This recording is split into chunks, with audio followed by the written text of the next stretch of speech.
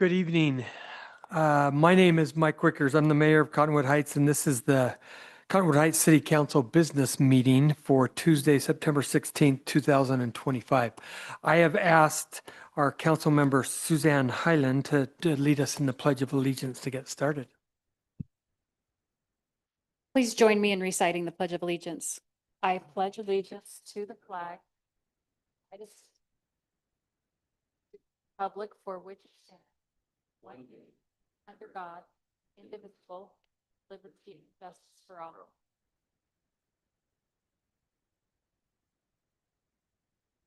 Thank you, Councilmember Hyland. Item 3 on our agenda for this evening is a city council committee report. So we give the council 3 minutes once a month to tell us a little bit about what they're working on and some of their priorities. We'll begin with our Council District 1 council member, Matt Holton. Good evening, everybody. Good to see you all. Some of my assignments are, well, the first one is Wasatch Front Waste and Recycling. As fall season begins, want to make sure that every resident is aware that you can go pick up leaf bags for free at a couple locations in our city. So we've got City Hall and Cottonwood Heights Rec Center, and it looks like those start October 15th through November 30th. And then there are drop-off leaf bag locations in our city is going to be at Bywater Park. So you can fill up, get the leaf bags for free, and then you can go ahead and take them up to Bywater so that you're not putting them on your curb. In high school, it was popular to drive through leaf bags in your vehicle. And so I'm sure that will prevent some of those mischievous youth from getting into them. So take advantage of that. And also Park Trails and Open Space Committee. As I've been placed on that committee, I've really wanted to get the organization to focus on some things that they can move the needle on. They've got an amazing vision. They've got amazing priorities. And as these volunteers in our community are spending so much time, I felt bad that there are some things that they focus on, which we haven't been able to get across the finish line, some of it having to do with financial constraints. And so I've really tried to push them to focus on some things that we can move the needle on. And one of them is Mount View Park. That's the committee has said that they wanted to identify a project that they could work on a master plan. As you know, you go to the splash pad, it looks like we've gotten feedback from the individuals that installed it, and they're surprised that it's still working. But they have said that it's any moment now that splash pad's going to end up just being a bunch of colorful pipes that stick out. So I think there's some other plans that we're going to need to move forward. You'll also see by the tennis courts, you've got I think it was Utah State University put some sort of wetlands spot there where you could see some wild vegetation, and that's basically, I mean, it's non-existent at this point. And so that was one of our first parks, one of our largest parks. And so we're going to try and see if we can't get their vision and passion for parks, trails, and open space to go towards some of those. And we are always talking about off-the-leash dogs. That's a very popular topic at those meetings. But anyway, if you ever have any interest in going to those, they're super insightful. Historic committee's always incredible, and they've got a display that they're working on and some monuments for Butlerville and other things. So anyway, thank you so much. Thank you, Councilmember Holton. And do not take any of those babies out. That is the best sound in the world. I love it. Council District 2, we have Councilmember Suzanne Hyland. Thank you. One of the committees I serve on is Health in the Heights, and we have been engaged in some training to get our committee members up to speed on what the Communities That Care framework is. The Health in the Heights funding was actually directed at youth substance abuse prevention. But one of the things we did in our meeting is we established a vision statement for our Health in the Heights. And it was important to the committee that that vision statement not just talk about the youth, but talk about all generations in Cottonwood Heights, because we know that families and parents, grandparents are so influential in the lives of young people. So I am going to tell you what vision statement was. There were 3 that were in contention, and that was sent out for a vote for the committee members. And this is the vision statement. Cottonwood Heights is a connected community of youth and adults, empowering one another to grow as healthy, compassionate, and engaged citizens. And I'm pretty proud of that vision statement the committee came up with because I think it really does incorporate intergenerational interest in the collective well-being and health of our community members. If Thanksgiving isn't on your mind, it is now because the Thanksgiving 5K is open for registration. So if you need to work off some of that Thanksgiving dinner that you're going to be partaking of, you can Google Cottonwood Heights Thanksgiving 5K. It will take you to the website to register. And the CH2 committee assures me that if you don't do that early, you will miss out because that tends to actually sell out. And I like to go and watch the mayor run in the race. I'm not usually one that participates in the race, but it is such a great community gathering. I also want to tell you about something that has come to our attention, and Councilmember Burrell and I have been interfacing with a small group of interested citizens who have made an amazing proposal that they take on the lion's share of creating content and spreading the word of the available resources for seniors. And we have senior service centers that are available to we don't have a dedicated one from Cottonwood Heights, but very close are Midvale and Mount Olympus, which is the Holiday Senior Center. And one of the things that this focus group has committed to do is to actually create content for our newsletter.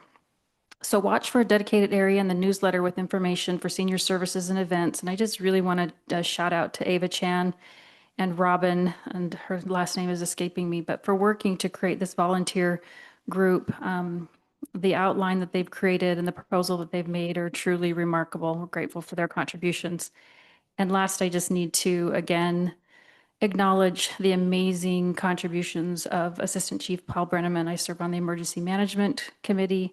It's been wonderful to work with him, and we're excited that Sergeant Lance Bess is going to be leading the effort to help the city be prepared for the event of emergencies. And that's all I have for today. Thank you, Councilmember Highland. From Council District 3, Councilmember Sean Newell. Good evening, everyone. My report is fairly short this evening.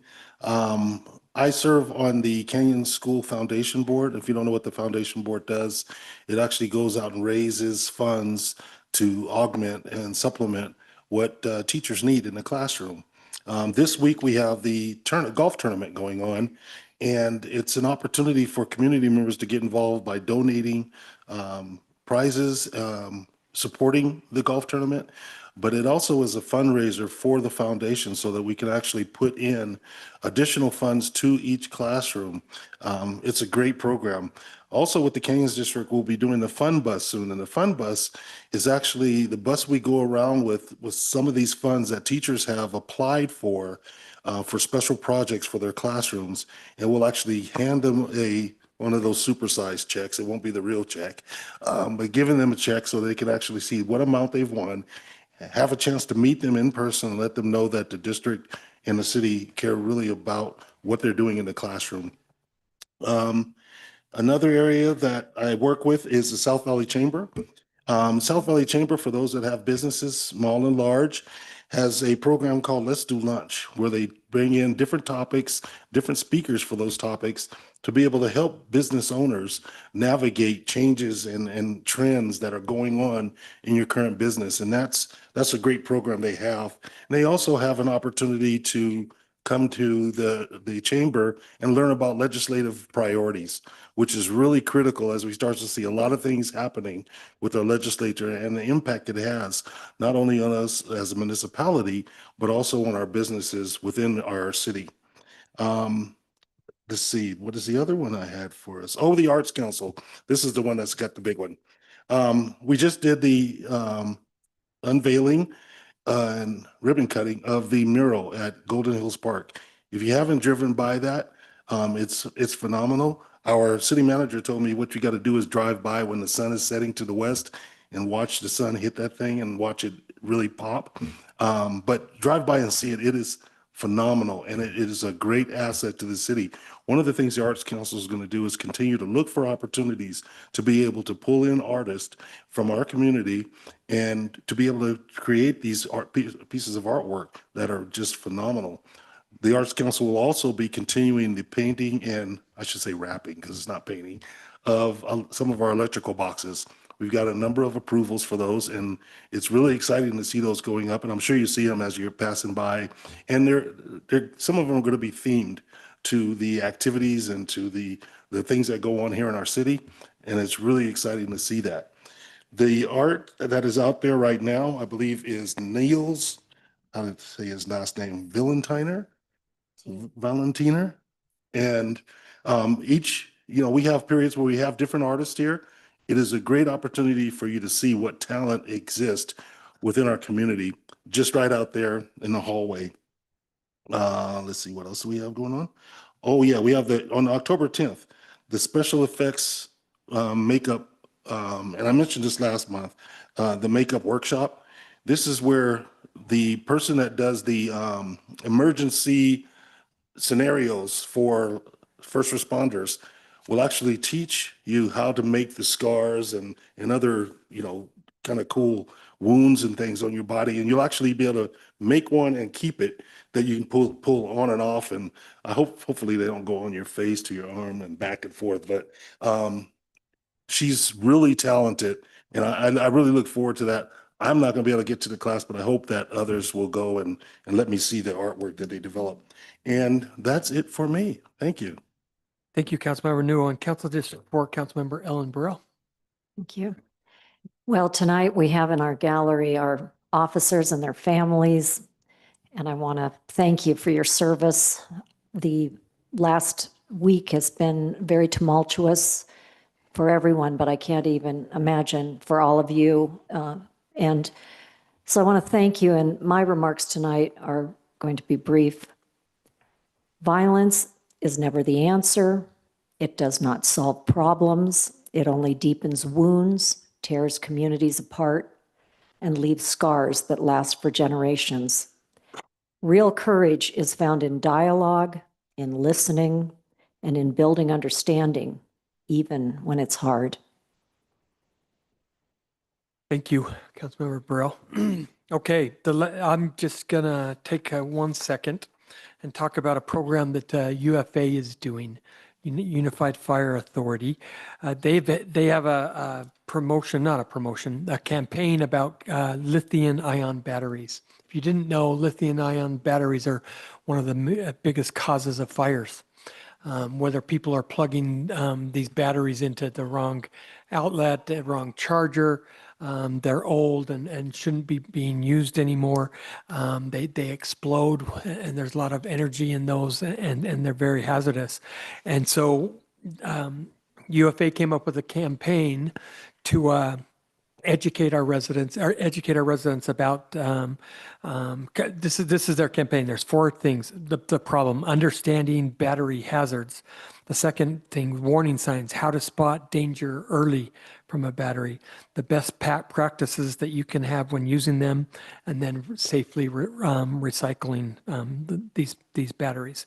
So what I would encourage you all to do is follow our social media. We post a lot of the things that UFA posts about this campaign. I was going to say as well, the national media and other cities have taken note of what UFA is doing and is also looking at this, because it's a big problem everywhere. So we want our residents to be aware and educated about it as well. So I would encourage you to follow our social media, or you can go to unifiedfireut.gov and you can find more information. Okay, we are going to move on to our citizen comment period. And because we have 2 people that know the drill, I'm just going to call them right up. First off, we're going to call up Michael Falk.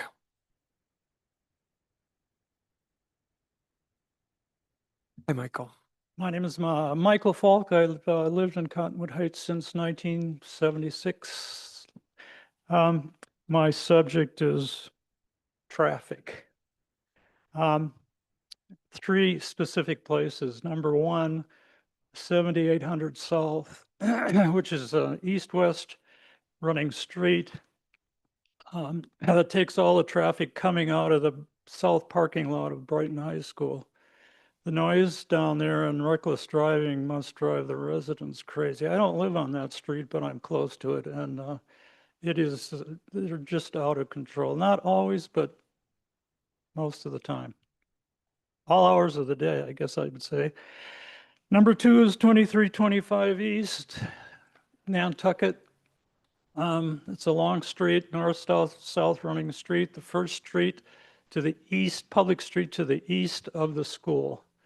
And students on that, I shouldn't just say students. It's a cut through from the roundabout to Willow Creek. So there's a lot of traffic of just the public driving and students, but I think the students cause most of the problems. Noise, speeding, generally just out of control. And the third place is the parking lot itself of the south parking lot there at Brighton. Canyon School District has totally lost control of that parking lot. Even during school hours, the students are out of control, making noise, driving recklessly down there. I can't believe there's no repercussions for that. They just seem to let them do whatever they want to. So anyway, those are the 3 places. Now, what can we do about it? We've been debating this for 15 or 20 years, I guess. Number 1, I think canyons, this would not cost the city anything. Canyons should put gates on the 3 entrances and exits coming out of that parking lot that empty onto 7800 South, and close those gates at appropriate times. Obviously not when there's a football game going on or something like that, but perhaps weekends, 6 p.m., 7 p.m., just close the gates. People can still access that parking lot from the street that runs next to the school on the east side of the school.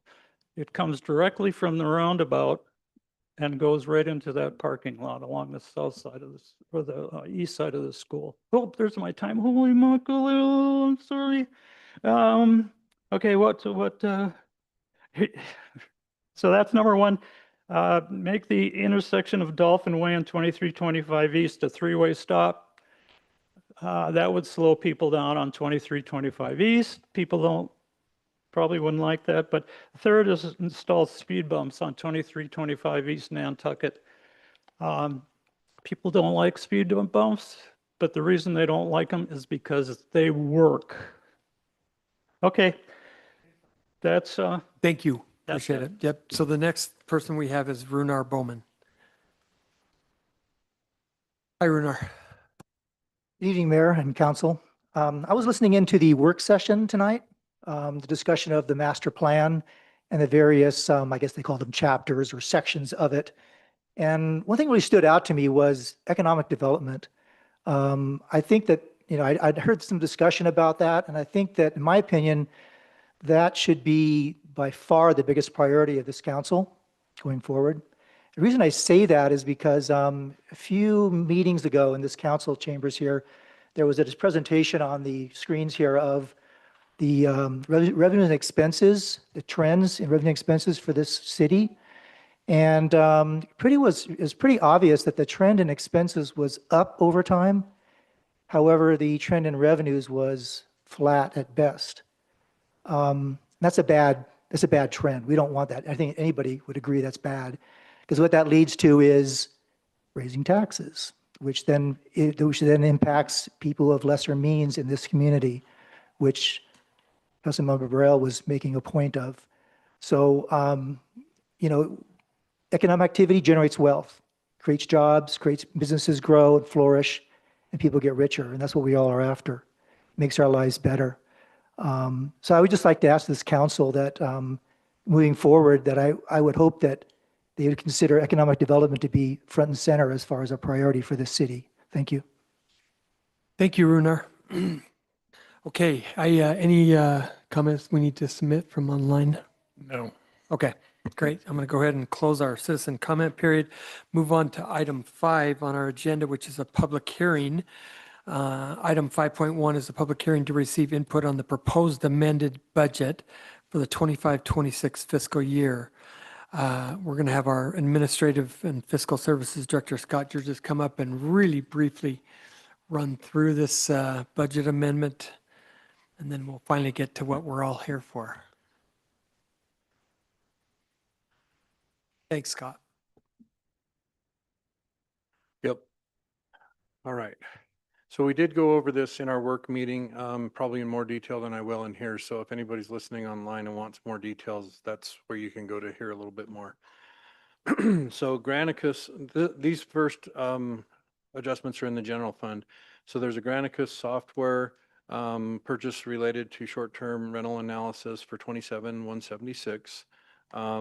There's a heating and cooling compressor and accumulator replacement that was unexpected and quite large. So we're asking for that 32,519. And then in IT, there's an increased need for storage, retention, and recovery requirements related to a lot of video-based evidence items within the police department. Those are our main asks in the general fund that add up to about $140,000. There's a Utah Arts and Museums grant for $3,800 that we'd like to budget. And then there's a transfer from the CDRA fund to cover some capital projects that have been done in the past in either the Cottonwood corporate areas or the Fort Union RDA area, totaling $349,000. So that's reimbursing the general fund for that. The next items are police items that are offset by revenue. So police DUI and other state of Utah public safety reimbursement of $10,610. Easy alcohol enforcement, $679. Police overtime related to sporting events, $3,655. Police overtime related to the marathon that took place last weekend, $7,310. Police contribution for from the honorary colonels for the SWAT van for upgrades and or training, $9,000, and then some restitution for various incidents. This could be uniforms and or dings and dents on cars that happen. So in the general fund, it's an increase in expenses of just under $170,000 or $180,000. Increase in either revenues or transfers in of $384,000, so a benefit of $204,000, almost $205,000. In the capital projects fund, most of this is rebudgets. The item number 1 is rebudgets. So when we have our expenditures in the prior years, whatever remains, we rebudget that we weren't able to finish and spend in those years. So of that, it's an increase in expenditures of 22 million. And an increase in revenue of 12 million. That's split up between the Heights GO project of nearly 15 million of expenditures and just under 10 million in revenue. And then other mainly road projects that are about 7,635,000 in expenditures and 3 million in revenue. Then there's a transfer from the CDRA fund to the capital projects fund for various projects that are in and around the Fort Union and the Cottonwood corporate RDA areas.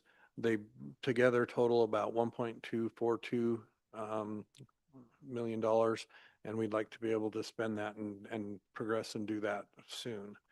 Then there's the Canyon Center Park that is directly paid for from the tax increment financing from the Canyon Center project. We have 617,000 available for that, and we will get another little bit more available to that. I think it's between 100 and 150 more that we'll get on that in the next coming year or two. And then there was a need for the Sundown sidewalk, had some repairs for some unevenness in the sidewalk that's created some trip hazards. That'll be about $61,000 to get that done. So all in all, it's an increase of 24 million in expenditures and 13 million in revenues for a net of 10 million. Most of this, except for this 61,000 here, excuse me, coming out of fund balance. So there's no additional need for funds at this point in time for any of those adjustments. In the stormwater fund, there's a rebudget of $573,000 from the prior year. That's projects that weren't finished in that year. And again, no need for any new money to come in to cover that because that's coming out of our fund balance. And then in the CDRA fund, you'll see the corresponding transfer out of $349,000 for that transfer back to the general fund. And then $1,242,000 from the CDRA fund to the capital projects fund so that we can finish those projects that were described above. And that's it. Great. Thank you, Scott. Appreciate that. So I'm going to officially open the public hearing. Is there anyone here that would like to comment on the proposed budget amendment? Shockingly seeing none, I'm going to close the public hearing, item 5.1. And we're going to move on to item 6. And we are really, really happy to have some announcements of promotion. So we're going to have Chief Russo come on up. And we're really, really grateful that families are here to honor these great people as well. So come on up, Chief.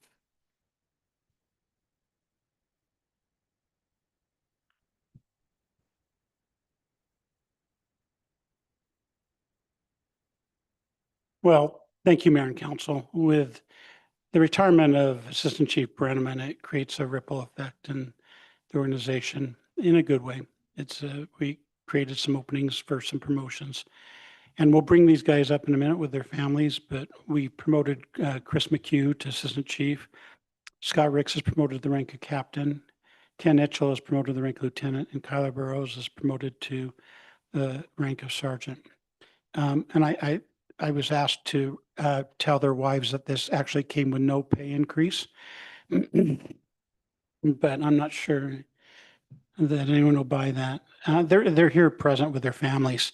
And that's so important to us because those families, in light of, again, recent events and what we do every day, provide that support, encouragement, and comfort. And they really keep the whole machine going. So when these things happen, we want to celebrate with you and them and bring them before you. And I'll do that in just a second. And our city recorder will administer the oath of office.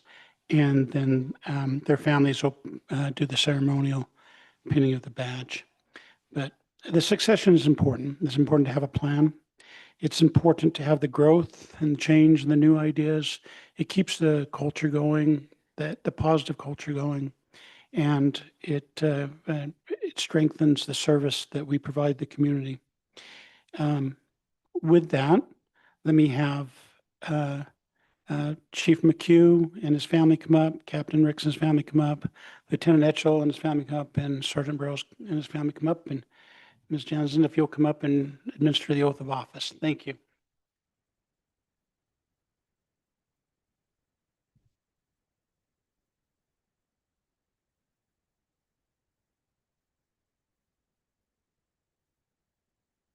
I'm available to hold any kids if needed, just so you know.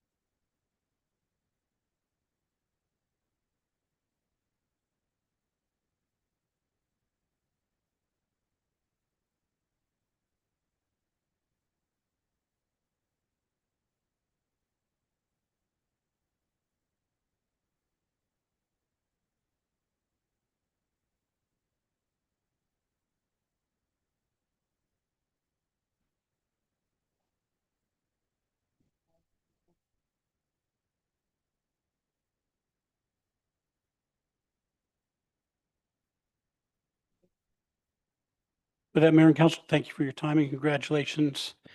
Do you have any questions? Thank you, everyone. Congratulations.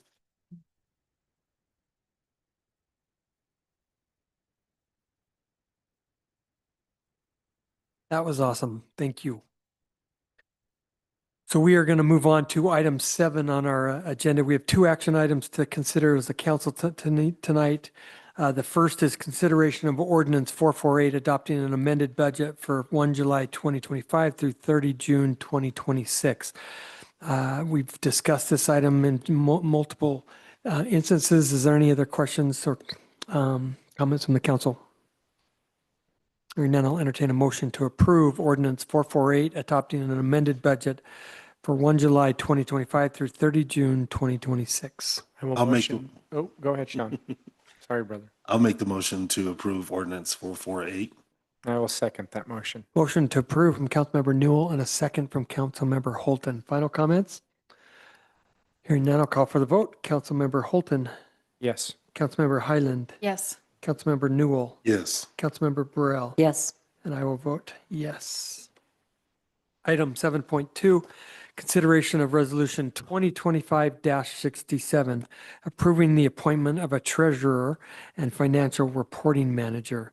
We're grateful to have Reed Sanderson with us, with his wife here, and we're excited to make this appointment. Any other questions from the council? Jared, anything you'd like to say? No, I'm grateful that he's here and that we have the chance to do that transition, and it's going to be fairly smooth. So we're glad to have him, and I think he opted to do his swearing in his office tomorrow. So Can we get a quick word from you? Just want to, some highlights about who you are, why this is exciting. And if you think this is the last time we're going to embarrass you, you're wrong. Welcome. Yeah, I wasn't expecting this. So. he's going to go Um, for a while now. Yeah. Said my legal name's Russell Reed Sanderson. My dad was finance director of West Valley City, so I kind of grew up in the limelight and just kind of followed in his footsteps. I got 26 years in state, 18 at Sandy City, and gone about 8 years at South Jordan. And then I just transitioned over here back in, this is the last day of May.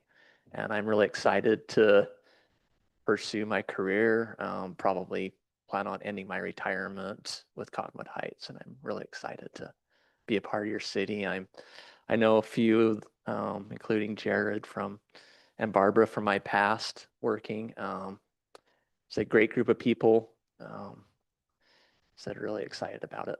Great. Glad to have you. Yeah, appreciate it. He Thanks. told me he's going to beat Dave's time, so he'll be here 21 years, is what he said. Yeah. Probably not, but. Thank you, Reed. Appreciate you doing that. So I will, at this point, entertain a motion to approve Resolution 2025-67, approving the appointment of a treasurer and financial reporting manager. I will motion to approve resolution 2025-67, approving the appointment of a treasurer and financial reporting manager. I'll second that. We have a motion to approve from Councilmember Highland, a second from Councilmember Holton. Final comments? Call for the vote. Councilmember Highland. Councilmember Newell. Yes. Councilmember Burrell. Yes. Councilmember Holton. Yes. And I will vote yes.